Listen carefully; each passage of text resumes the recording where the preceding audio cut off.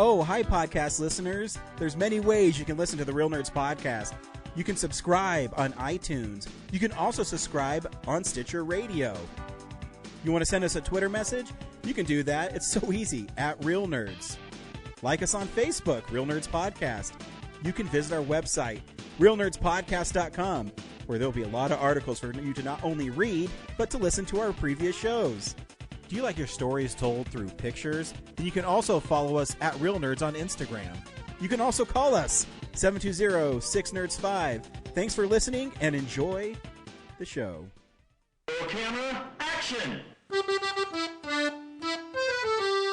a real nerd knows who shot, and a real nerd can follow the plot, and a real nerd can... talk film! I'm sorry. Take it outside.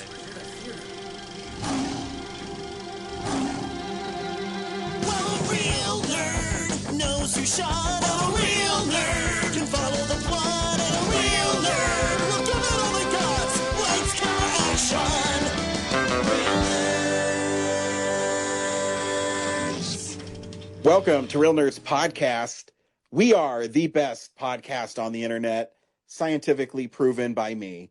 I am Brian. I am joined by my good friend Brad. Hey, what's up?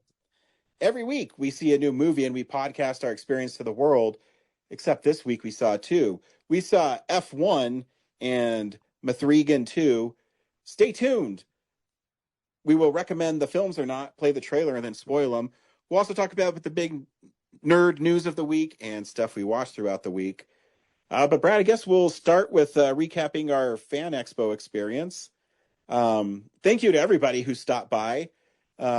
If you go to our website, you will see your interviews. They did get up very fast this year because we didn't have any computer issues. So thanks, Brad.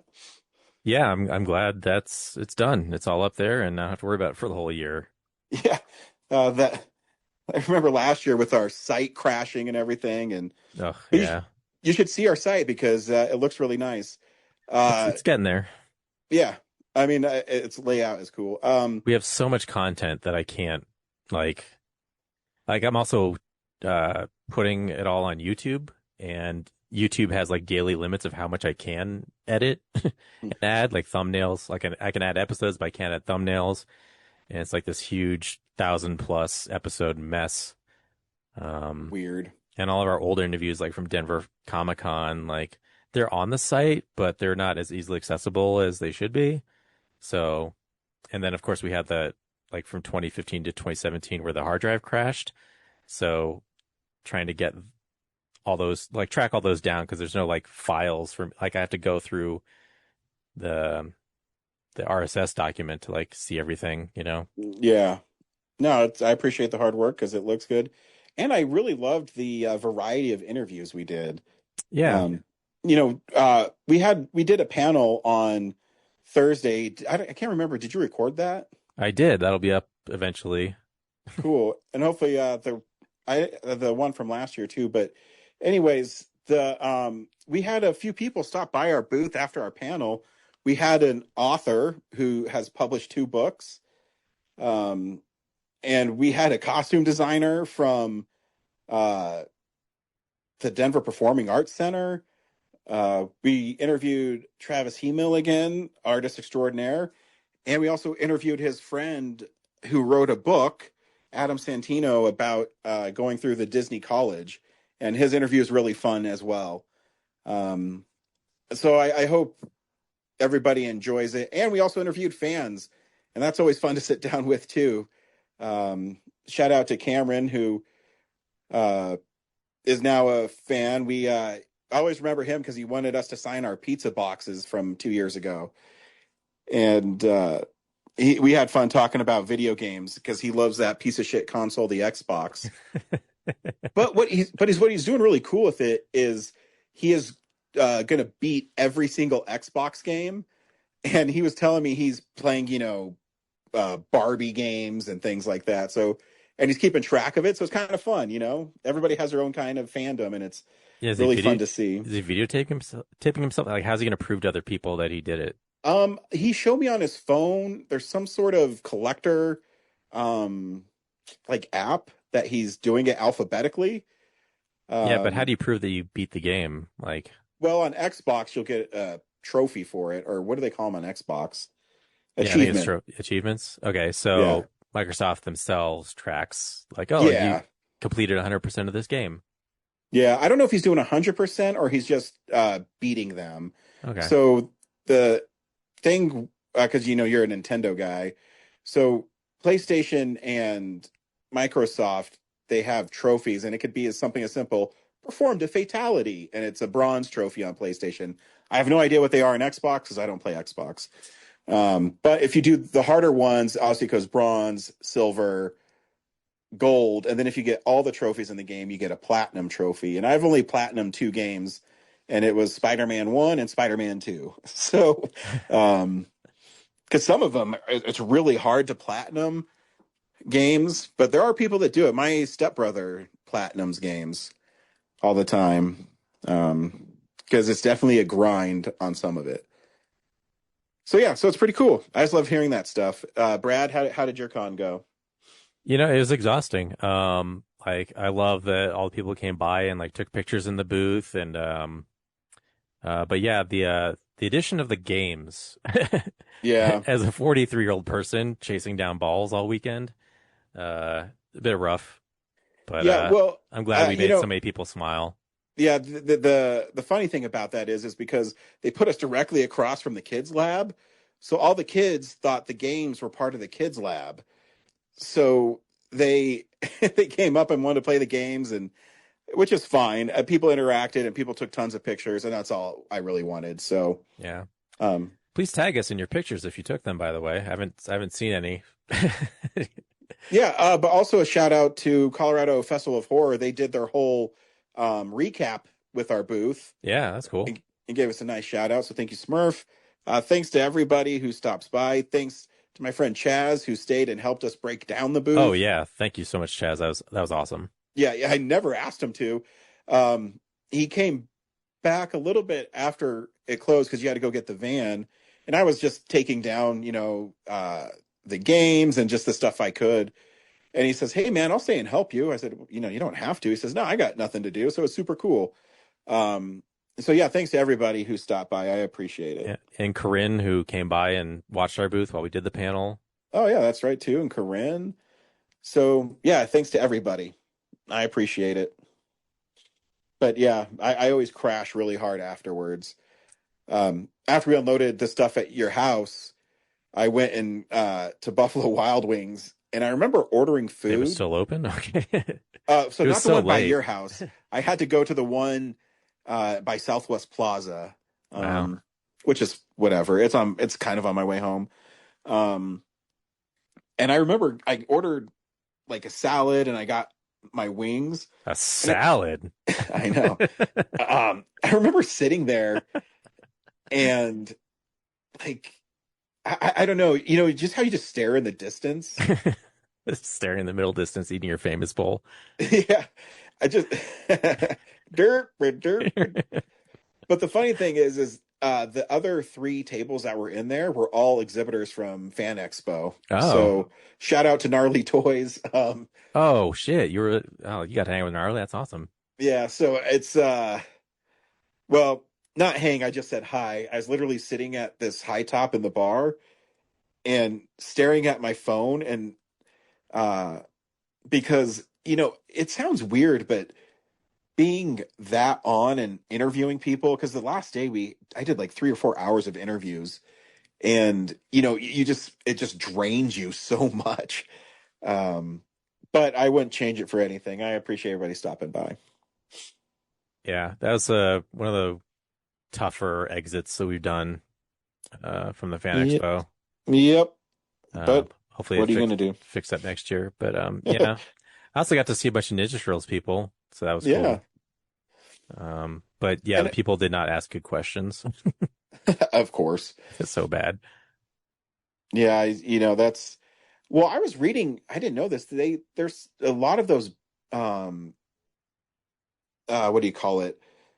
Panels now. They make you submit pre-questions beforehand electronically. So Yeah. they might start moving to that so they can start weeding out those questions and get to more questions, is what the people from Fan Expo were saying. Yeah, even beyond that, it did feel like the environment was very controlled. Like the person who came on stage, it definitely felt like they'd rehearsed the whole thing to me. Not like in detail, but it definitely had a structure of like, this is what we're going to cover, and then we'll get to the questions, and then we're out of here, you know? Yeah, the first year Fan Expo was there was the last year I really did interviews or panels, and I did one for the librarians, and it was very controlled. Yeah. I couldn't even let the audience ask questions because of a controversy with one of their episodes, and they gave me pre-canned questions, and it was two people. I'll never forget. I started panicking because they sent me 20 questions. I'm like, well, the panel's 40 minutes. I should be okay. And they were stoned, so they burned through the questions in about 15 minutes. So, Yeah. that's the most panicked I've ever been on a panel, and I never watched the show. But I can't remember their names. They were wonderful people. They ended up singing and dancing. Still a great time. So yeah. Thanks to everybody who came out and supported us. Yeah. And we have some ideas for next year if we go back. Yeah. Man, I'm sure we will. This week we saw 2 movies, Brad. I'm going to start with F1. Do you recommend F1? Yeah, I guess. I don't know. It's kind of it's weird to say like a movie that's like so well made. The story is just like, oh, this is kind of like just Top Gun Maverick again, but for racing. Same filmmaker. Yeah, yeah, the same talent. So it's like, all right, they did it. They did a racing version of Top Gun Maverick. But yeah, the story wasn't that gripping to me. Like everyone performing in it is great, and the cinematography is amazing. But yeah, I wasn't surprised by anything. I'm in the same boat as you. The movie, because the director always shoots so well. Oh yeah. And I always have a soft spot for racing movies, but I kept on wanting it to be more like Ford v Ferrari, where I had this emotional connection with the people in it. And not that anybody was bad. Like, this movie is good, but I didn't have the same connection, if that makes sense. Yep. As I was watching it. I mean, on the big screen, it's fucking awesome, though. I mean, it, like, sonically and visually, it's really cool. But I just didn't feel the same way watching Brad Pitt up there as I did with Matt Damon or Christian Bale. So, yeah, I mean, it's a cool movie, but just like you said, it's okay. Here's a trailer for F1. So you like straight talk? Straight and narrow, no sugar. Why are you here, Sonny?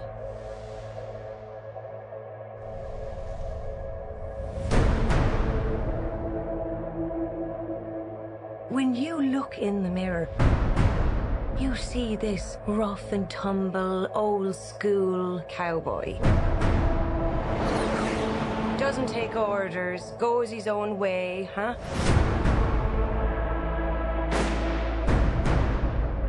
A lone wolf. Well, I've news for you. Formula One is a team sport. It always was. Listen, let's get this straight. We all lose our jobs if you can't pull off a miracle. No pressure. None. The only question here is, why did Sonny Hayes come back to F1? I think it's really wonderful that Apex are giving second chances to the elderly. It's all right. You just wait. I'm quicker than you.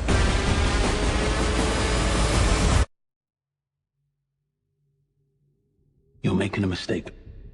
Thinking that I'm just going to be some grateful kid who'll bend the knee to an old timer. I never should have pulled you into this. Down the inside, contact! That's the other driver. You say he was old, he not that old. That's a handsome man right there. What's he doing? Plan C. hope for some lucky breaks. Hope is not a strategy. Anything else, Professor? Try fast. Ever seen a miracle? Not yet. How do you think I'd feel if you die on the track? 3 laps. 3 laps is a lifetime.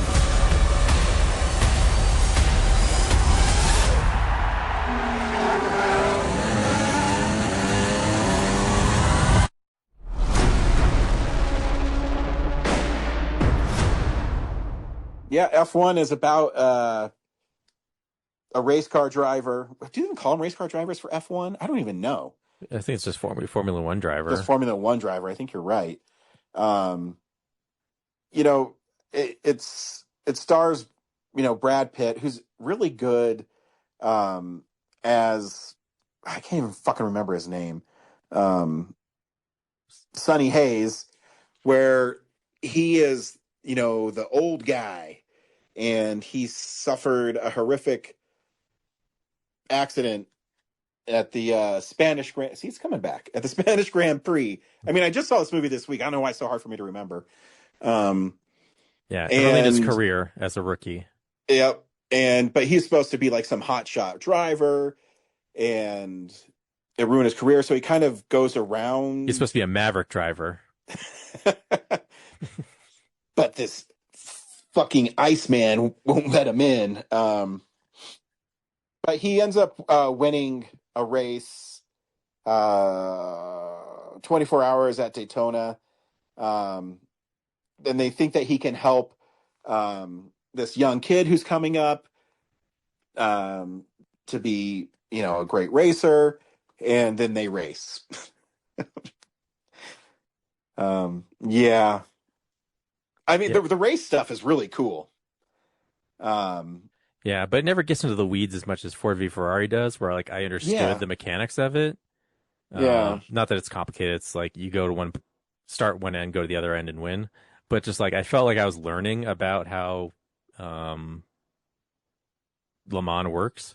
Here it's just like it just feels like a commercial for F1 where it's like they're having their drama and then they get in the cars and they race and then maybe they you're either right, win or they don't. I mean, F1 is really huge everywhere else in the world except America. Yeah. I mean, there's really popular ones. I think they touch on the Vegas one here is really big because it races through, you know, the strip, and that's in the movie. And I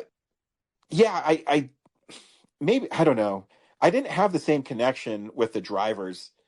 You know, and it's not that Brad Pitt is bad or the dude who plays Joshua is bad. It's just I just know like nothing surprising about it. It's the same chip on the shoulder dynamic that Tom Cruise and Miles Teller have. Yeah, but you know, it doesn't have the same emotional core. I don't. Right. Well, because Brad Pitt didn't get his dad killed.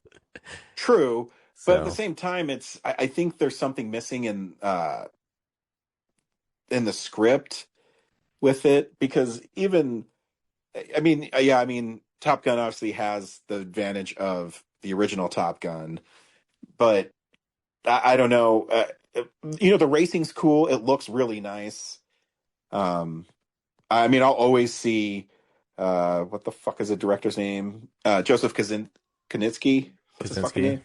Kaczynski's. I'll always see his movies because even something like Oblivion, which is a good movie, but it's not one of Tom Cruise's best, it still looks fucking amazing.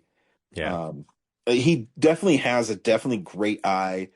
But I don't know. I just didn't feel invested into it. And I don't know if it's because they're not real people.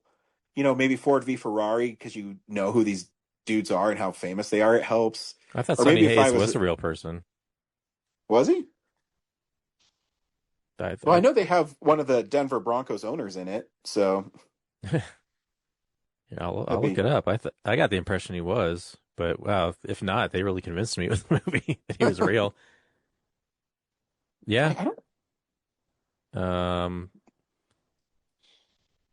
Ex-driver who inspired. So yeah, maybe it's not Sonny Hayes, but it's like a guy based on like Sonny Hayes is based on a real guy.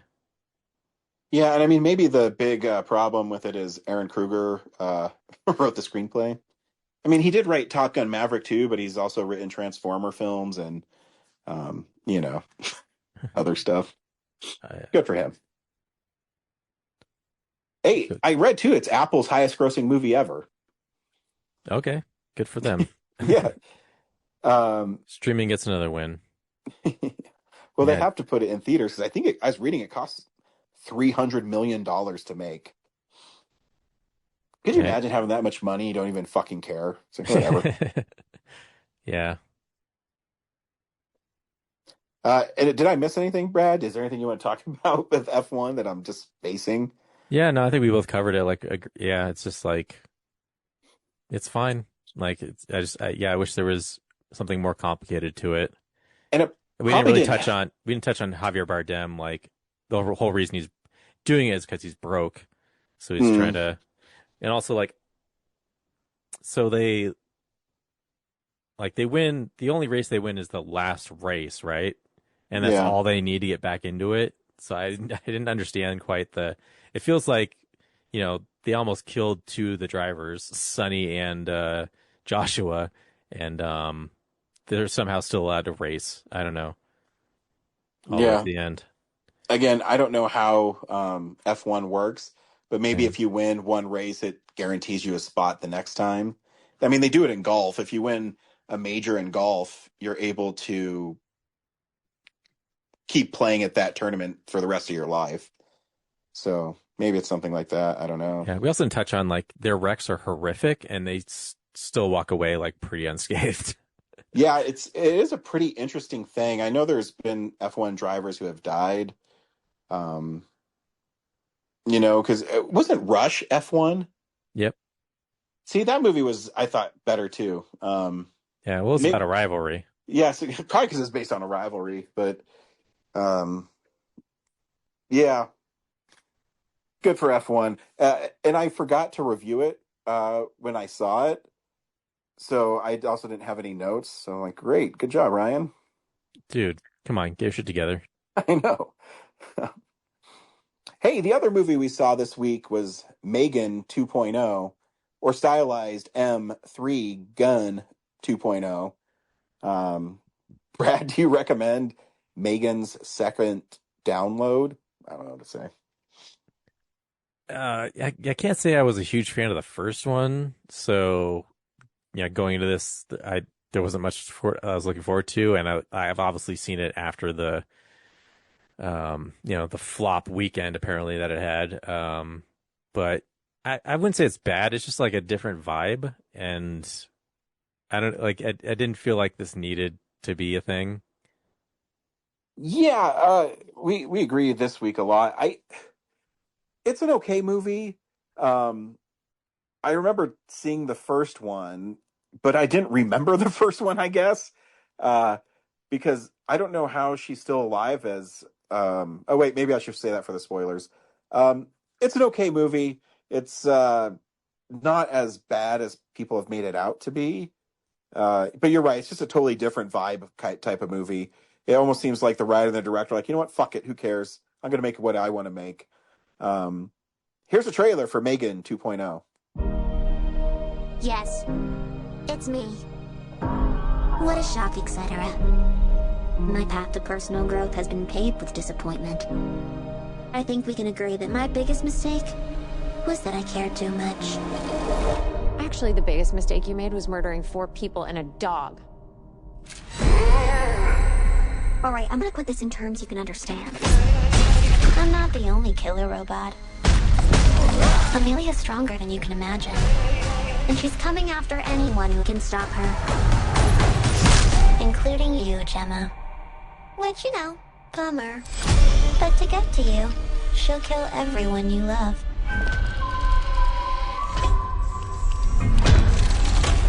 Including Katie. Amelia didn't think of one thing, though. Here's a clue. It's M3gan, bitch. I take almost no pleasure in this. would you want to help us after what we did to you? I was programmed to protect Katie.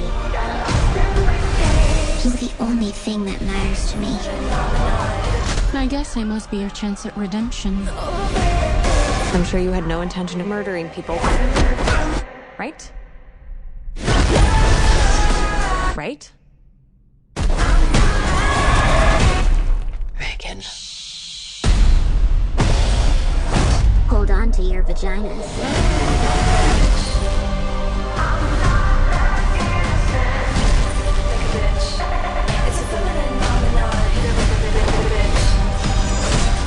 No matter what happens, I want you to know I see you. Megan? You better believe it, sister. You want me to drive?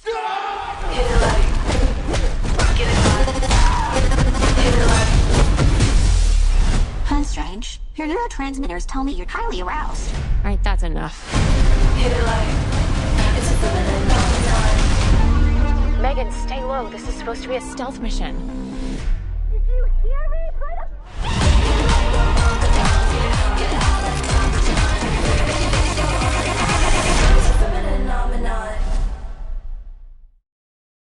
So when we last saw Megan, Brad, she died, I guess. Yeah, I don't remember what happened to her. I think she just got terminated, right? Yeah, because they were fighting in the basement. I remember that part, but I don't remember anything else. Yeah, I feel like maybe there was like a post credits, like, oh, the robot's actually moving. Yeah, because I mean, I guess at the end of the day, you really couldn't get rid of a robot if it's in, the internet, yeah, or the cloud. And in this one, Megan is basically Johnny Five, and she has helped.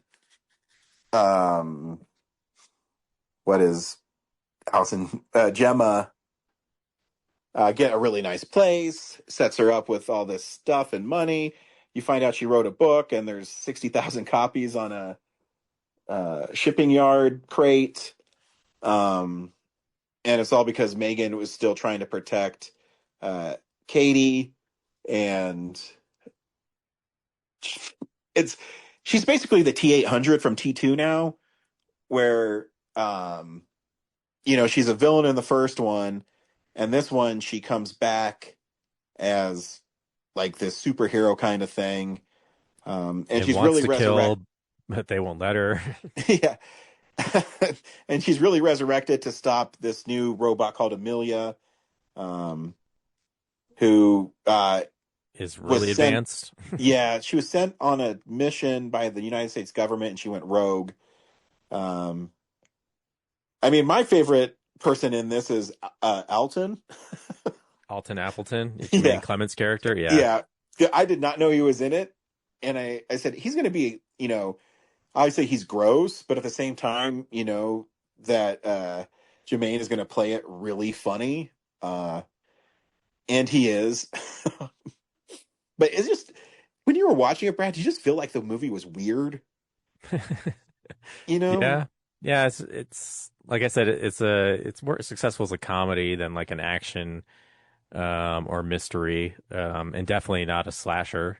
No. Like the last one tried to be, barely. Yeah, I mean, they literally took the first one, like, the first one is semi-horror. Just fuck that. We're just gonna make Megan wear a flight suit and stuff like Tom Cruise. And yeah, but more like the Amelia, I was like, so this exists in this world, and like Megan's obsolete, man. Like, why? Yeah. Like, there was no way this project was ever going to go anywhere. So yeah, I was just like, if Amelia can exist, like, why are we bothering with Megan? Like, just turn her off and make another robot. Like, yeah, I don't know. Yeah, it's I don't. And I lost track of all the tech stuff at the end. Like, Oh I didn't yeah, I understand, couldn't even keep track, because they also said that Amelia was actually Megan but more advanced, and I couldn't even keep track. Yeah, it's coming back to me now. Like, yeah, they stole Megan's whatever code and like made it Amelia. So, but then Megan like double crossed them by pretending to be Amelia. I don't know. It's like, and they're like in and out of bodies, and yeah, like early on I knew Christian Bradley was going to be the villain. Oh yeah, he's too douchey for him not to be. Yeah. So that wasn't surprising. Yeah. Yep. I don't know. The whole time I was watching it, I mean, it wasn't that I wasn't entertained. But there's some days that I'm really glad I have a season pass to Alamo because I said, I paid $1.56 convenience fee, and that seems about right for this movie. Damn, how you getting such cheap fees? Mine's like $2. No, I don't know. So I did find some of the Alamos are more expensive, and I only know this because in the future next week when I take Kellen to see Superman, I originally booked it at Alamo Littleton, and it was $17.99 for his ticket. He doesn't have his own pass. Yeah. Oh, maybe I should get him his own pass. There's like a family pass option, I think. Oh, I should look into that. So, anyways, I booked it at Sloan's Lake, and it was $3 cheaper. Yeah. So it even depends on what Alamo you go to. So that's serious pricing, man. Oh, yeah. Everything's priced based on the market and not just like nationwide. Well, you still have your binder of movie tickets, right? How much were your tickets when you were going like every day? I mean, what was Star Wars Episode 1? Do you even remember? I have the Regal pass, so most of my tickets are either the $2 for Alamo or just completely free with Regal. I mean, like when we used to go to movies back at Denver West. Yeah, it had been like $7 or $6.50, right? I think it was student was $4.50 on a $6 adult ticket. Yeah. Fuck. Yeah. Oh well, what can you do? So yeah, ho hum movies this week. This is a big nerd news this week. It's real news. So, the South Park creators are pissed. Yeah. It's a mess.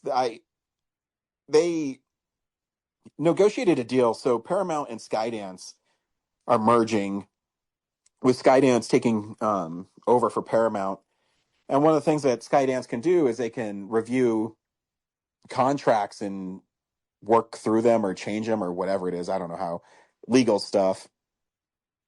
And before the merger, South Park signed a $3 billion distribution deal with them to make new seasons and to stream South Park on Paramount Plus. And when this merger went through, Skydance is kind of like, nope. Yeah, they're saying, no, we're not doing that. And so the South Park guys are pissed, rightfully so. And they already pushed the premiere back 2 weeks. And now they're saying not only is it might not premiere at the end of the month, but at the end of the month, South Park is going to be taken off HBO Max, which they paid $100 million for the licensing to continue for 2 months or something like that. And so they're going to pull it, and you're not going to be able to stream South Park anywhere. Another reason to get physical copies of stuff. But yeah, that's quite the kerfuffle going on right now. Yeah, that's beyond my pay grade. That sucks. Yeah, but I also agree with Matt Stone and Trey Parker. If you tell me that's what you're going to pay me, and then you decide you're not going to do it, I'd say fuck you too. And I mean, they're going to have to lawyer up. I'm sure they already have, but yeah, I read they did. Yeah, I don't know how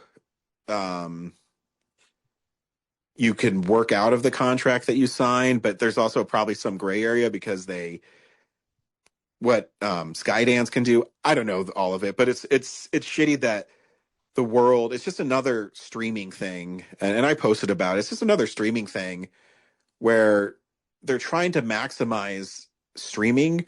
And what I've always said is, how do you monetize streaming? Obviously, it's through subscriptions. But when you have a legacy show like South Park, which I'm guessing is watched all the time on streaming, how do you quantify that to a money amount? And then when you promise that amount, the new people say, no, you're not getting that amount. I mean, if I was creating South Park, I'd be pissed too. Yeah, like what kind of contract is any good if one party can just nullify it, you know? Yeah, but that's what they do to artists. They're treating the artists like shit. And Warner Brothers has been doing it for years since Discovery took over, just treating people like shit. And I don't know. You need someone as powerful as, a South Park or Family Guy or The Simpsons to kind of, put their foot down on how it goes. Yeah, bring attention to it. Yeah. Because if you don't, then you just get Warner Brothers, canceling movies for the tax write-off, and it just hurts the overall quality. So it's a bummer. But hopefully they'll work it out. We watch things throughout the week in a segment I call What We've Been Watching. So, yeah, this is the stuff we've been watching. Brad, did you watch something this week? Actually, I did. I burned through The Studio. What's The Studio? Seth Rogen's. Oh, okay. Yeah. About making stuff in Hollywood. A little heightened, I think. Yeah, it's a great look at the trials and tribulations of being a studio executive, trying to get stuff made. And he plays, Catherine O'Hara is his mentor, and she gets pushed out of her position, and he swoops in and takes it over against her wishes, and then he's left with his cadre of assistants, and they're trying to make Bryan Cranston happy, who's like the Robert Evans type studio executive, and he really wants to get this Kool-Aid movie made. That's right. Anytime someone says Robert Evans, I think of Patton Oswalt's bit. Yeah. So yeah, he wants to get this Kool-Aid movie made, and Seth Rogen just wants to make like A24 art pictures. So in order to keep his job, he has to pretend that he's making the Kool-Aid movie. Well, he's making the Kool-Aid movie, but also like pretending to be enthusiastic about it. And then yeah, it's like episode after episode of just like all the worst trying to deal with marketing and directors and writers and all that. And it's fun. And this is on Apple? Apple, yeah. And I think it's only like eight or 9 episodes, so it's pretty quick. I think they're half-hour episodes. Wow. But yeah, it's fun if you're into like filmmaking, and like the big push is like towards the end, he's like trying to get awards recognition. So it shows you all about the campaigning process, and like what's her name, Zoe Kravitz is like denying him credit on stuff. It's yeah, it's fun. Sweet. Yeah, I don't have an Apple account, but I know he's been making the rounds about it. I do want to watch that show. Yeah, you can be like me and just sign up for like a 30-day trial. Yeah, I think that's what I'll do. Actually, I might have 3 free months because I just got a new iPhone. Yeah, you should. You just got a new iPhone. Yeah, so maybe I will. Maybe I will. What'd you watch? I just rehashed some things. I did watch a bunch of Looney Tunes because they put back into print the Platinum series, and I was only missing volume 2. And for the longest time, it was out of print, and people were charging $250 on the secondary market. So I never got it. But Warner Archive surprised everybody and dropped them 2 weeks after they announced they were coming out. So I finally got volume 2. It's also a lazily produced reprint because they just copied the back where it says it comes with a booklet, which is not included in the the release. But all the documentaries are, so that's good. And the cartoons are classic. I watched Captain America, the First Avenger, on the 4th of July because I felt like I should.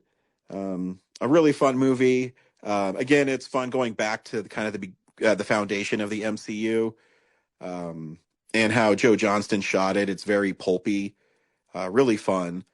And I watched Avengers: Age of Ultron, which I hadn't seen for a little bit. And yeah, that movie's still really fun too. I think Ultron is a cool villain. There's a few scenes in there that are great. The party scene, the scene at Hawkeye's house where the fracture in the team starts showing up, and how they're all betrayed by Tony and I guess Banner for making Ultron and not telling them. It's fun going back and watching those movies. I have a lot of fun doing it. Nice. Yeah, and that's all I watched this week. The con kicks my ass, so I don't. I think that's part of the reason too. I watched like comfort food movies. You know what I mean? Yeah. Something I can watch and just enjoy and not have to pay super close attention to. Exactly. But it's been a few days. Next week I'll start getting into the rhythm again. And I was looking at my ticket stub list and like, usually I see like almost a movie out like every night, but June's like a crater because I've just been like working on the booth and everything. So it's so weird not being in a theater.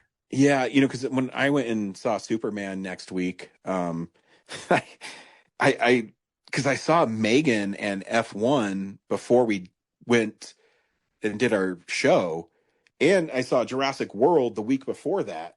So I think I didn't go step into theater for a week, and it was really weird being back there in my future self.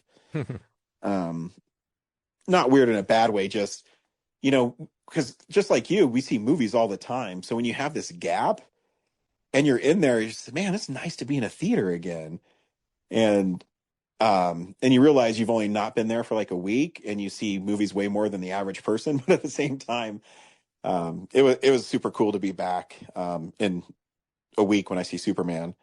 And yeah, so hopefully I got to get back on track with my articles. And I was going to say, I finally made that rating system for you, and you haven't been writing articles. I know. I feel like an asshole. But it's actually going to come into great use, Brad, because I have so I'll have my movie top 150 movies. Number 84 is Saving Private Ryan, which is pretty much done. And then I will be debuting my 100 favorite video games. And I'm going to rate it just like GamePro. So it's going to be a lot of fun. I'm excited to debut that one. Yeah. Well, I just hope that we finally get it caught up on our weekly episodes. We can finally dive into our Turtles. Yes, and we have our Turtles podcast thing coming out. Hopefully everything has settled down for us. Well, no, because next week you're at the 40-hour film festival in a couple weeks. And then I got to watch Ninja Turtles.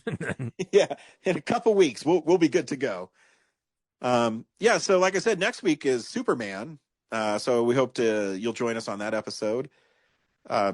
Thank you everybody for listening, and we'll see you at the movies. Well, a real nerd knows who shot. A real nerd can follow the plot. And a real nerd will give it all they got.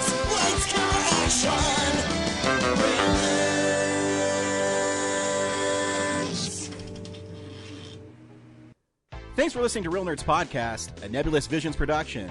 Stream or download episodes, read articles at realnerdspodcast.com. Stream us on Apple or Google Podcast, Stitcher, Spotify, or iHeartRadio.